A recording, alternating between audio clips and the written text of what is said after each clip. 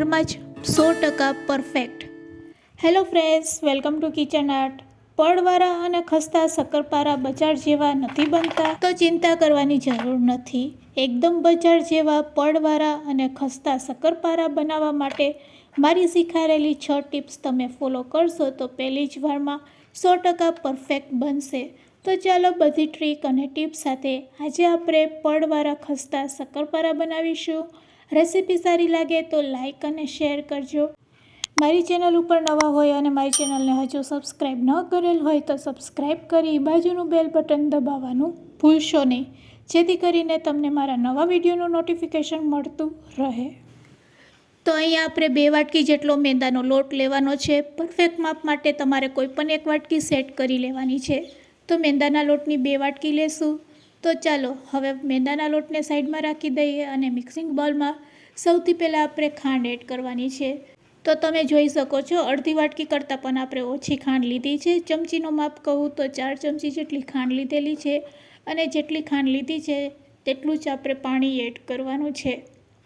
પાણી એડ કર્યા પછી 5 મિનિટ માટે આપણે આ રીતે હલાવશું એટલે ખાંડ છે તે ઓગળવા લાગશે અને ખાંડ ઓગળી જાય પછી તમારે એક વખત પાણીને ગાળવું હોય તો પણ ગાળી શકો છો.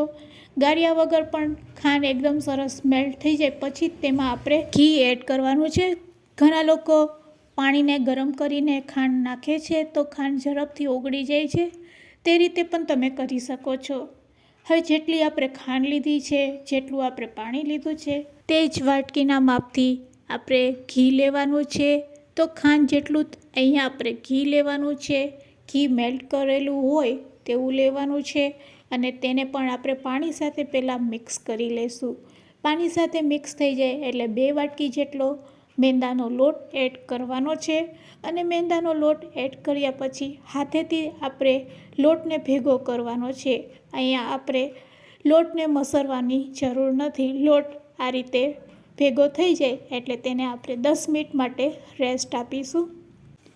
તો મારી શીખવાડેલી ટિપ્સ સાથે જો તમે પાણીનું માપ, ખાંડનું માપ, ઘીનું માપ અને લોટનું માપ લેશો તો તમારે વધારાનો લોટે નહીં નાખવો પડશે અને એકદમ સરસ લોટ છે તે બંધાઈને રેડી થશે.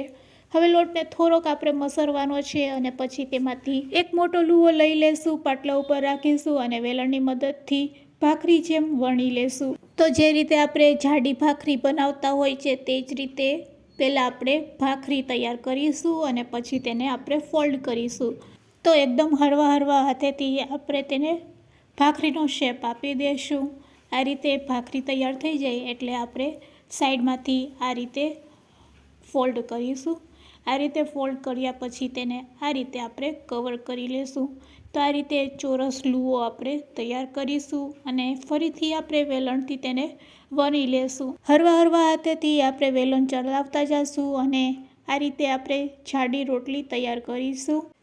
તો અહીંયા આપણે એકદમ જાડી એવી રોટલી તૈયાર કરવાની છે અને રોટલી તૈયાર થઈ જાય એટલે સાઈડના ચારેય ખૂણાને આપણે પહેલાં કટ કરી લેશું અને આ રીતે ચોરસ તૈયાર કરશું.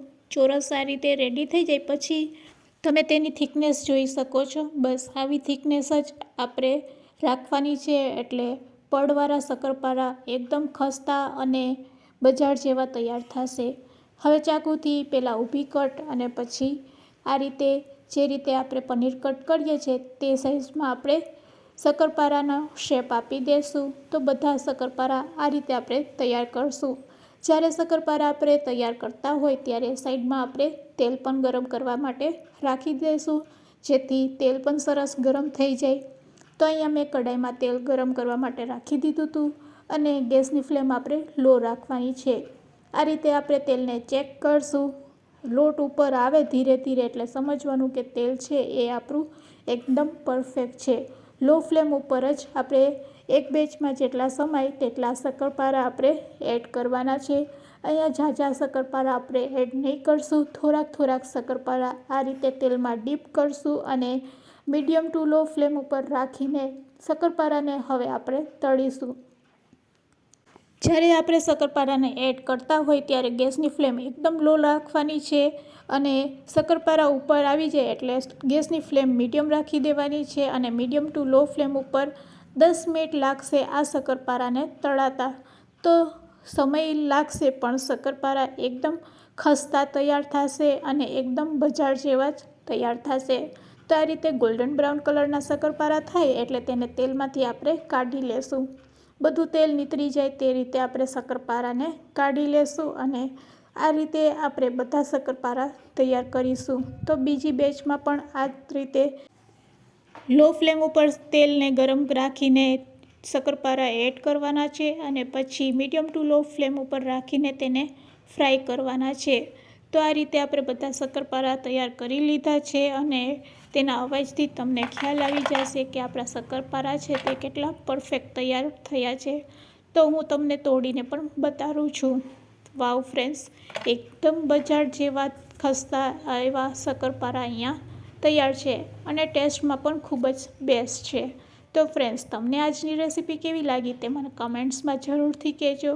રેસીપી સારી લાગી હોય તો તમારા ફ્રેન્ડ્સ, મિત્ર અને ગ્રુપમાં જરૂરથી શેર કરજો. અને હા, વિડીયોને એન્ડ સુધી જોયો હોય તો એક લાઈક જરૂરથી આપજો. મારી ચેનલ ઉપર નવા હોય તો મારી ચેનલને સબસ્ક્રાઈબ કરવાનું ભૂલશો નહીં. Thanks for watching. ફરી મળીશું એક આવી નવી જ રેસીપી સાથે.